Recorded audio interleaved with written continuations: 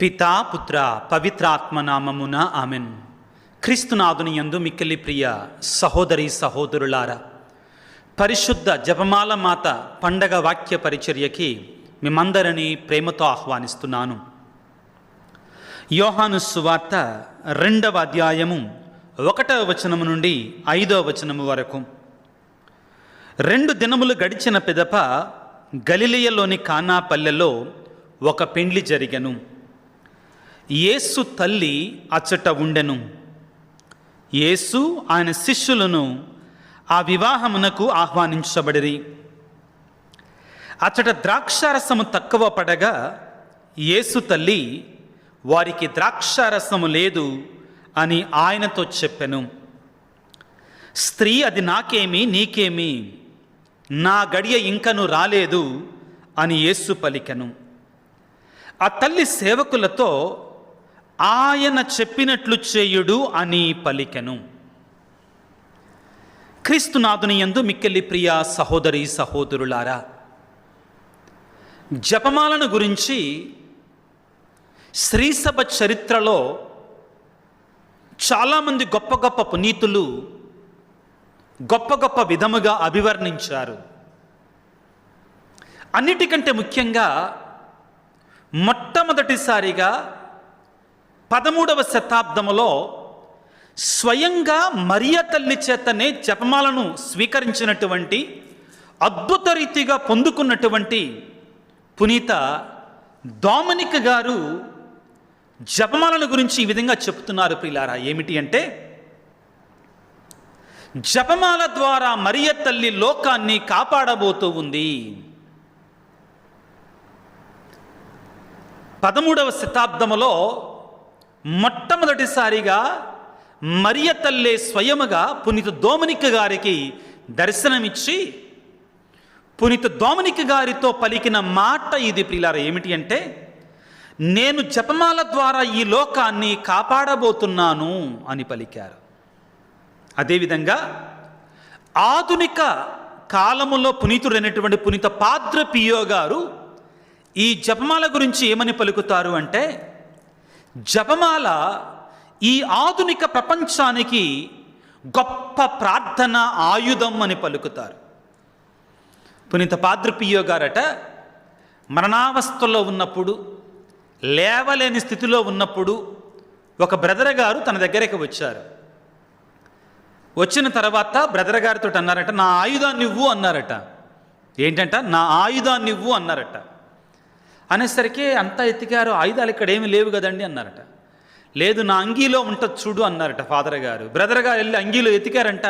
అన్నీ ఎతికిన తర్వాత అంగీ జేబుల్లో ఏమీ లేవండి, ఆయుధాలు ఏమీ లేవండి, జపమాల ఒక్కటే ఉందండి అని చెప్పేసరికి, పిచ్చోడా, అదే ఈ ప్రపంచంలో అతి శక్తివంతమైన ఆయుధం,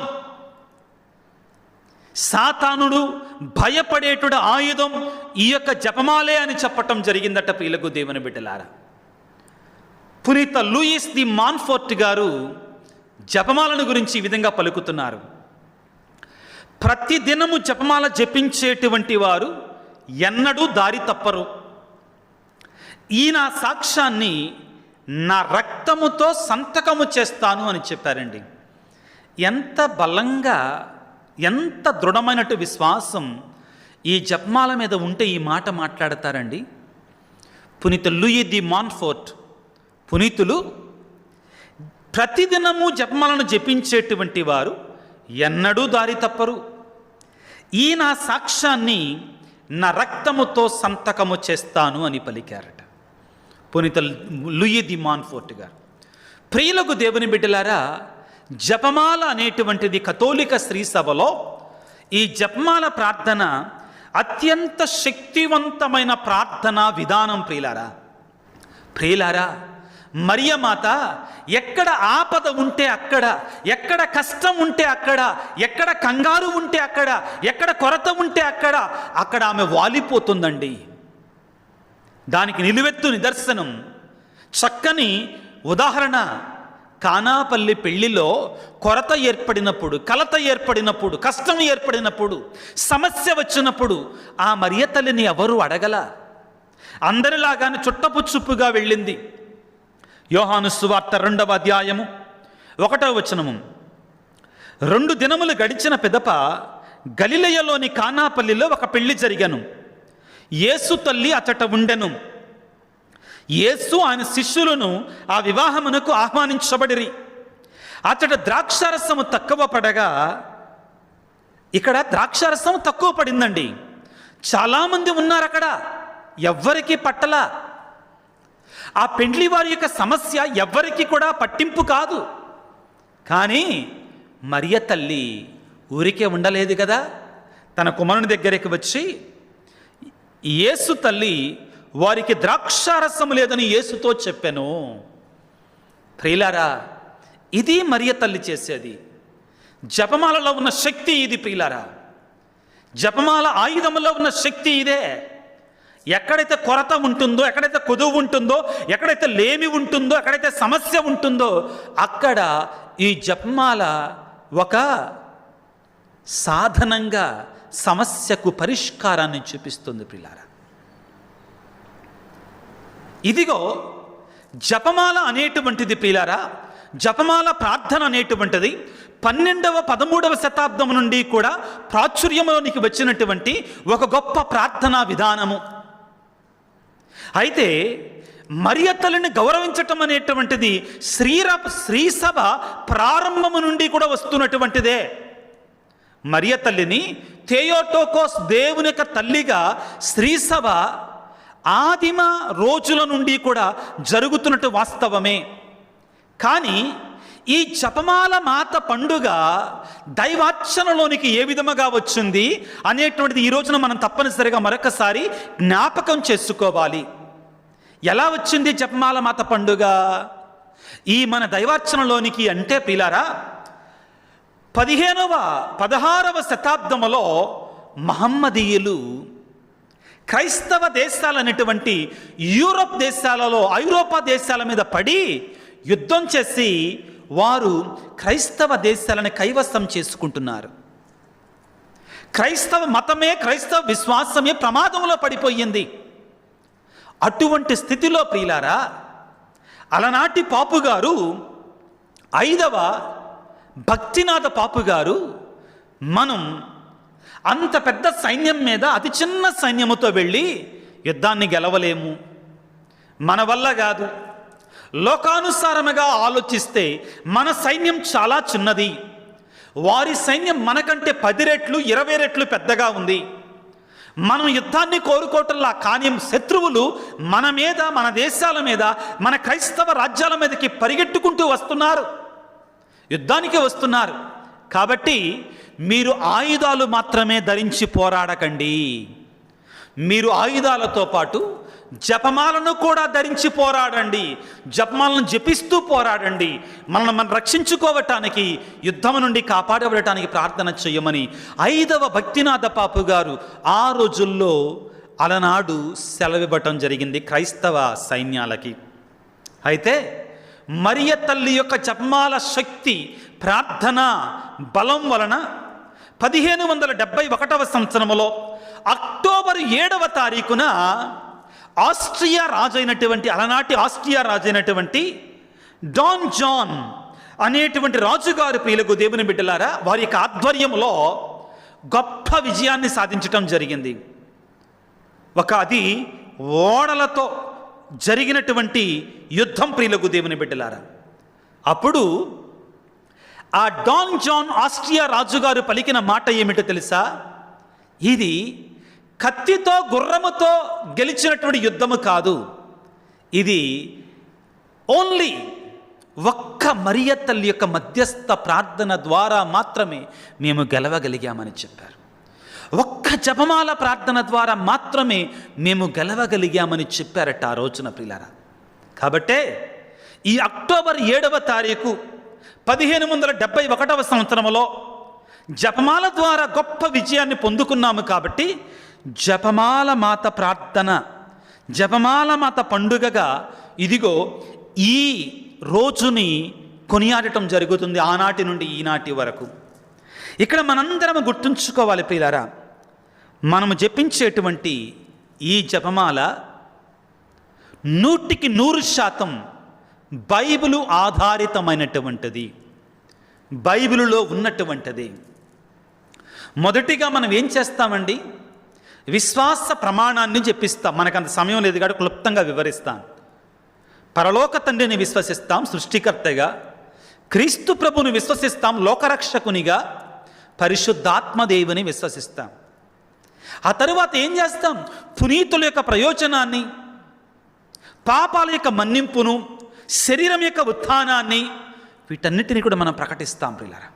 వెంటనే మొట్టమొదటిగా మనం చెప్పేది పరలోక ప్రార్థన. లూకా సువార్త 11వ అధ్యాయం 1 నుంచి 4 వరకు మనం చదువుకుంటే మనకక్కడ పరలోక ప్రార్థనని స్వయముగా యేసు ప్రభు నేర్పించటాన్ని మనం చూస్తాం. ఈ జపమాల్లో మనం ఏం చెప్పిస్తాం, యేసు ప్రభు నేర్పించినటువంటి ఆ పరలోక ప్రార్థనను మనం చెప్పిస్తాం. ఆ తరువాత మనం ఏం చెప్పిస్తామండి, మంగళవార్త ప్రార్థన. మంగళవార్త ప్రార్థన 100% బైబిలు ఆధారితమైనటువంటిది. మీ కొరకే కొన్ని మాటలు చదువుతాను, వినండి ప్రియులకు దేవుని బిడ్డలారా. అనుగ్రహ పరిపూర్ణురాలు నీకు శుభము, ప్రభువు నీతో ఉన్నారు. ఏలిన వారు మంగళవార్త జపాన్ని జపించుకుంటూ ప్రియులకు దేవుని బిడ్డలారా, దేవవర ప్రసాదముల చేత నిండిన మరియమ్మ వందనము, ప్రభువు మీతో ఉన్నారు. దేవమాత చెప్పిన మాటలండి. ఆ తరువాత నీవు ఆశీర్వదించబడిన దానవు, నీ గర్భఫలము ఆశీర్వదించబడెను అనే మాటని బైబిలులో అక్షరాలతో రాయబడిందండి. లూకా సువార్త 1వ అధ్యాయం 42వ వచనంలో, పిమ్మట ఎలిజబెత్తమ్మ ఎలుగెత్తిట్టు పలికెను, స్త్రీలలో ఆశీర్వదించబడిన దానవు మీరే, మీ గర్భఫలము ఆశీర్వదించబడెను. మనం చెప్పేది అదే కదండి, దేవర ప్రసాదం చేత నిండిన మరియమ్మ వందనము, ప్రభువు మీతో ఉన్నారు, స్త్రీలలో ఆశీర్వదించబడిన వారు మీరే, మీ గర్భఫలముకు యేసు ఆశీర్వదించబడిన వారిని. అక్షరాలన్నీ కూడా రాయబడి ఉన్నాయండి. లూకా సువార్త 1వ అధ్యాయము 28వ వచనాన్ని, లూకా సువార్త 1వ అధ్యాయం 42వ వచనాన్ని చూసుకోండి. అచ్చుగుద్దినట్లుగా మనం మంగళవార్త జపంలో చెప్పినట్లుగానే ఉంటుందండి. ఆ తరువాత మనం చెప్పే ప్రార్థన ఏంటి, పరిశుద్ధ మరియమ్మ సర్వేశ్వరుని యొక్క మాత. బైబిల్లో ఉందా? అమ్మ ఎక్కడుంది? కంగారు పడమ, అక్కడ చూపిస్తాను. లూకా సువార్త 1వ అధ్యాయము 43వ వచనము జాగ్రత్తగా చదువుకోండి. నా ప్రభువు తల్లి నా ఎద్దుకు వచ్చుట ఎలాగూ ప్రాప్తించను. దేవుని తల్లి అని అక్కడ రాయబడి ఉంది. మరియ తల్లి పరిశుద్ధురాలు, మరియమాత పరిశుద్ధురాలు. దేవుడు ఆమెను ఎన్నుకున్నాడు. పరిశుద్ధ మరియమ్మ సర్వేశ్వరుని యొక్క మాత. వాక్యము 44 లూకా సువార్త 1వ అధ్యాయం 43వ వచనం ప్రియులారా. పరిశుద్ధ మరియమ్మ సర్వేశ్వరుని యొక్క మాత, పాపాత్ములమైనడు మా కొరకు ఎప్పుడును మా మరణ సమయమందున అమ్మ మా కోసం ప్రార్థన చెయ్యండి అమ్మా అని వేడుకుంటాం. తరువాత ఏముంటుందండి, పితా పుత్ర పవిత్ర 10 సార్లు మంగళవారం జపం చెప్పిన తర్వాత పితా పుత్ర పవిత్రాత్మకు మహిమ కలుగునుగా. పౌలు గారు తాను రాసిన లేఖలలో ఎక్కువ శాతం ఇలాగానే ప్రారంభిస్తారు. ముగింపు ముఖ్యంగా పితా పుత్ర పరిశుద్ధాత్మము దీవించునుగా అని రాస్తారు, రాయబడి ఉంది. దేవునికి మహిమ కొరకే ప్రార్థన చేస్తారు. ఇప్పుడు పిల్లల జాగ్రత్తగా ఆలకించండి. ఈ దేవరహస్యాలలో మొదటిది ఏమిటి, సంతోష దేవరహస్యాలు. యేసు ప్రభు యొక్క పుట్టుక, గాబ్రియేలు సన్మార్గ మరియమ్మతో మంగళవార్త చెప్పుటను గురించి ధ్యానించడము గాక బైబిల్లో ఉందండి. లూకా సువార్త 1వ అధ్యాయం 26వ వచనం నుండి ప్రియులారా. మరియ తల్లి ఎలిజబెత్తమ్మను సందర్శించడం లూకా సువార్త 1వ అధ్యాయం 39వ వచనం నుంచి 45వ వచనం వరకు ప్రియులారా. యేసు ప్రభుకు జన్మనివ్వటం 3వ సంతోషదేవ రహస్యం ప్రియులకు దేవుని బిడ్డలారా. లూకా సువార్త 2వ అధ్యాయం 1వ వచనం నుండి 19వ వచనం వరకు ప్రియులకు దేవుని బిడ్డలారా. బాలయేసును దేవాలయంలో కానుకగా అర్పించటం లూకా సువార్త 2వ అధ్యాయము 21వ వచనం నుండి 40వ వచనం వరకు కానుకగా అర్పించటం ప్రియులారా. కానకపోయిన బాలయేసును దేవాలయంలో కనుక్కోవటం ప్రియులారా. లూకా సువార్త 2వ అధ్యాయం 41వ వచనం నుండి 52వ వచనం వరకు చదువుకోండి ప్రియులారా. అన్నీ కూడా బైబిల్లో ఉన్నటువంటివే. రెండవ దేవరహస్యాలు దేని గురించి మాట్లాడతాయి? యేసు ప్రభువు బహిరంగ జీవితాన్ని గురించి ప్రియులకు దేవుని బిడ్డలారా. మొదటిగా ఏమిటి? యేసు ప్రభు యోర్దాను నదిలో జ్ఞానస్నానాన్ని పొందటం ప్రియులారా. మత్తయి శుభవార్త 3వ అధ్యాయంలో మనం చదువుకుంటాం. రెండవది, యేసు ప్రభు కానాపల్లి పెళ్లి విందులో నీటిని ద్రాక్షరసముగా మార్చటం యోహాను సువార్త 3వ అధ్యాయంలో మనం చదువుకుంటాం. యేసు ప్రభు దేవరాజ్యాన్ని గురించి బోధించటం, యేసు ప్రభు తాబోరు పర్వతం మీద రూపాంతరం చెందటం మత్తయి సువార్త 17వ అధ్యాయం. యేసు ప్రభు దివ్య సప్రసాదాన్ని స్థాపించటం మత్తయి శుభవార్త 24, 25, 26 అధ్యాయాలను మనం చదువుకుంటాం ప్రియులారా. 26, 27 అధ్యాయాలను మనం చదువుకుంటాం ప్రియులారా. ఇంకా జపమాలలో బైబిల్లో లేనిది ఎక్కడా ప్రియులారా? సంతోషించుదాం, దేవుడు మనకి జపమాల ఆధారితమైన శక్తివంతమైన ప్రార్థన ఏదన్నా ఉందంటే అది జపమాల ప్రియులారా. దుఃఖదేవ రహస్యాలు ఏమిటదండి? యేసు ప్రభుని కొరడాలతో కొట్టడం బైబిల్లో లేదా? యేసు ప్రభు సిలువ వేయటం బైబిల్లో లేదా? సిలువ వేయటం బైబిల్లో లేదా? రక్త చెమట చెమర్చటం బైబిల్లో లేదా? యేసు ప్రభు సిలువలో మరణించటం మన పాపాల కొరకై బైబిల్లో లేదా? అందరికీ తెలిసినటువంటిది. మహిమదేవ రహస్యాలు, దుఃఖదేవ రహస్యాల తర్వాత సంతోషదేవ రహస్యాలు, వెలుగుదేవ రహస్యాలు, దుఃఖదేవ రహస్యాలు, మహిమదేవ రహస్యాలు. యేసు ప్రభు ఉత్థానమగుట, మోక్షాన్ని పొందుకోవటం, పవిత్రాత్మ దిగి రావటం, మరియ తల్లి స్వర్గారోహణము కావటం, మరియమాత భూపల లోకాలకు రాజ్ఞిగా ఇంకా బైబిల్లో లేనిది ఎక్కడ? సంతోషించుదాం ప్రియులారా. జపమాల 100% బైబిలు ఆధారితమైనటువంటిది. పరిశుద్ధ 2వ జాన్ పాలు పాపు గారు ఏమంటారంటే, జపమాల ప్రార్థన చాలా సులువైన మరియు వేదాంతపరమైన బైబిలు ఆధారిత ప్రార్థన. చాలా జాగ్రత్త, చాలా భావగర్భితమైన మాటలండి ఇవి పాపు గారు చెప్పిన మాట. జపమాల ప్రార్థన చాలా సులువైనటువంటి, చాలా సులభమైనటువంటిది. రెండవది వేదాంతపరమైనటువంటిదండి. మూడవది బైబిలు ఆధారితమైన ప్రార్థన. ఇది చాలా గొప్ప ప్రార్థన ప్రియులారా. పునీత లూయి ది మాన్ఫోర్ట్ గారు చెప్పినట్లుగా, ఎవరైతే ప్రతిరోజు జపమాలను మరిచిపోకుండా జపిస్తారో అట్టి వారిని ఎటువంటి ఆపద రాదు, సైతానుడు ఎటువంటి గలిబిలి చెయ్యలేడని నా రక్తముతో సాక్ష్యాన్ని రాసిస్తానని పలుకుతున్నారు. ఇంత శక్తివంతమైన ప్రార్థనని మనం ఎంతవరకు వాడుతున్నాం? సైతానుకి అతి భయంకరమైన ఆయుధం ఈ జపమాల. ఎలా సహాయం చేస్తుంది మరియ తల్లి మనకు అంటే, ఆ కానాపల్లి పెళ్లిలో ఈనాడు మనం చదువుకున్న వాక్యంలో ఆపదల్లో ఉన్నటువంటి వారిని ఎవరు పట్టించుకోలా, కానీ నీవు నేను మరియమాతని కానాపల్లి పెళ్లివారు ఆహ్వానించినట్లుగా మన కుటుంబాలలోనికి జపమాల ద్వారా ఆహ్వానించుకోగలిగితే అద్భుత రీతిగా ఆ మరియ తల్లి మధ్యస్థ ప్రార్థన యొక్క సహాయాన్ని మనం పొందుకుంటాం ప్రియులారా. ఒక్కసారి జపించి చూడండి, కొన్నాళ్ళు జపించి చూడండి, మరియ తల్లి యొక్క ఆశ్చర్యకరమైన అద్భుత కార్యాలు మీకే దొరుకుతాయి, మీకే దక్కుతాయి. తలలు వంచి ప్రార్థన చేసుకుందాం. సర్వశక్తిమంతుడా, సర్వోన్నతుడా, ప్రేమామయుడా, నీ తల్లి అయిన మరియను మాకు తల్లిగా ఇచ్చినందుకు మీకు స్తోత్రాలు. ప్రేమకు నిలయమైనటువంటి దేవా, ఆ మరియ తల్లి మాకు ఇచ్చినటువంటి ఈ జపమాల ప్రార్థన ఈ లోకానికి రక్షణగా నిలబడుతూ ఉంది. ప్రభువా, ఆ తల్లి నడిచిన బాటలో ఆ తల్లి చెప్పిన మాటల ప్రకారం మేము జీవించడానికి మాకు శక్తినివ్వండి అయ్యా. ప్రభువా, ఇదిగో పునీతులు, ముఖ్యంగా పునీత చిన్న తెరేసమ్మ గారు చెప్పినట్లుగా జపమాల పరలోకానికి భూలోకానికి మధ్యలో ఉన్నటువంటి ఒక గొప్ప తాడు లాంటిది అని చెప్పారు. ఈ తాడును పట్టుకొని మేమందరం స్వర్గాన్ని ఎక్కాలి. ప్రభువా, ఈ రోజున ప్రత్యేకంగా ఆరోగ్యమాత మధ్యస్థ ప్రార్థన ద్వారా అనారోగ్యముతో బాధపడుతున్నటువంటి, భయంకరమైన వ్యాధులతో ఉన్నటువంటి, ఇక జబ్బు తగ్గదు అనే నిరుత్సాహముతో నిర్వేదముతో ఉన్న బిడ్డలకి ఆ మరియ తల్లి యొక్క మధ్యస్థ ప్రార్థన ద్వారా, ఆరోగ్యమాత ప్రార్థన ద్వారా నేను ప్రార్థిస్తూ ఉండగా నాతో కలిసి విశ్వాసముతో ఎవరైతే ప్రార్థిస్తున్నారో వారందరూ స్వస్థపరచండి తండ్రి. దీవించండి నాయన, ఆశీర్వదించండి. ఈనాడు ప్రత్యేకమైన రీతిలో ప్రభుగా కుటుంబాల కొరకై ప్రార్థన చేస్తూ ఉన్నాం.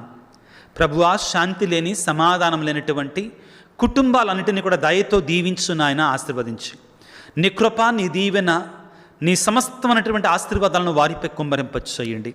ఆ సమాధానమిక రాజ్ఞ యొక్క మధ్యస్థ ప్రార్థన ద్వారా నిజమైన శాంతిని, సమాధానాన్ని మాకు అందరికి దాయిచేయమని మా ప్రభు అయిన క్రీస్తు ద్వారా వేడుకొనుచున్నాము తండ్రి, ఆమెన్. ప్రభు మీతో ఉందురుగాక, మీ ఆత్మతో ఉందురుగాక. సర్వశక్తి గల సర్వేశ్వరుడు పిత, పుత్ర, పవిత్రాత్మ మిమ్మందరిని చల్లగా దీవించి ఆశీర్వదించి కాపాడుదురుగాక. God bless you. దేవుడు మిమ్ము దీవించుగాక. ఆమెన్.